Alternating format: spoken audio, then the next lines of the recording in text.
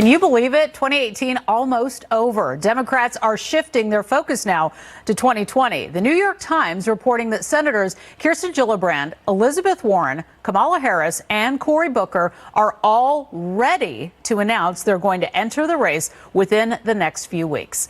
So let's bring on our panel. Let's talk about this. Elena Rately, GOP strategist and secretary of the Kansas Republican Party, and Democratic political analyst Jason Nichols. Welcome to you both.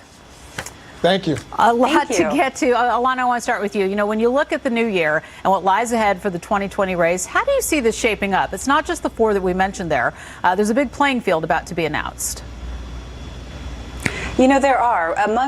In addition to those four, we have Bernie Sanders, who's also looking at running. He's got strategists seeing what the field is looking like, where his vulnerabilities lie. We've got Elizabeth Warren, who, she is really making a head start as well. As we mentioned, you've got Joe Biden also, who is also going to be considered as well. And, I wouldn't put it past Hillary to find some way to run again. Wow. All right. A big prediction there. Jason, many are still talking about Vermont Senator Bernie Sanders. He has a lot of name recognition, as we know, and had such momentum in 2016. But some are starting to say he seems to be struggling a little to retain the support that he picked up 2 years ago. The New York Times writing this week this quote: "Ironically, Bernie's agenda for working families will be the Democratic Party's message in 2020, but he may not be the one leading the parade. What I hear from a lot of friends is that a younger Bernie is what we need," coming from the writer there. Do you see it that way? What do you think Sanders needs to do to get some, motor back under his wheels? And if he doesn't, who do you see stepping up? I think it's not 2016. I think that Bernie Sanders had a great moment, and he was really important for raising important issues like Medicare for all and a lot of the progressive issues that people are going to be campaigning on. But I'm not so sure that he's the person. I mean, I think so much has happened since 2016. We've had a Me Too movement. I think people are looking for, women to step up and female leadership. People want fresh faces.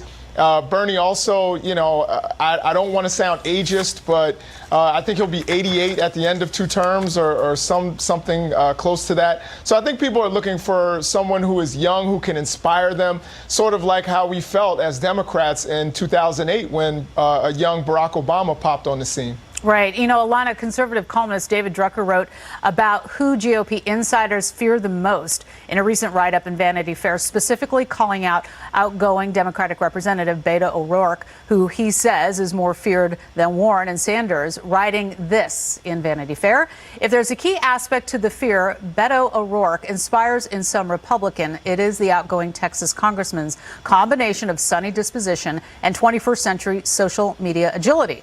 Sure, he's unabashedly progressive, but to borrow a phrase from Vice President Mike Pence, he's not angry about it. Nor, as it happens, does O'Rourke look down upon so-called heretics, or, if you prefer, deplorables." So what do you say about what he wrote there?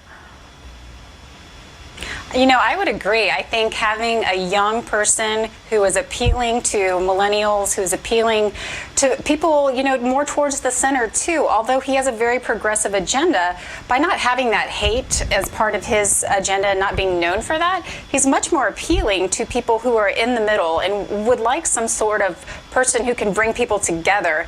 In addition to him, though, I think a lot of Democrats would like to see a woman in leadership. And so Beto's biggest challenge, I would think, would be a woman who also has those types of qualities. But, the GOP would not be smart to not be aware of this man here. He did a great job in a red state, a really good grassroots campaign. And, he's been reaching out to a lot of black people, black voters that have, people behind him. So, he has spent time with them. He seems to be appealing to them and not just, showing up at the end of an election. It seems like he is building relationships there. And, Jason, I want to ask you, do you think that Democrats are excited more about ideas and policies or individuals? Because, this is a name game, and a lot of people looking at the boards to see who's going to be out there announcing. I think it's absolutely the former. I think people want, to talk about health care. That's what you saw in 2018.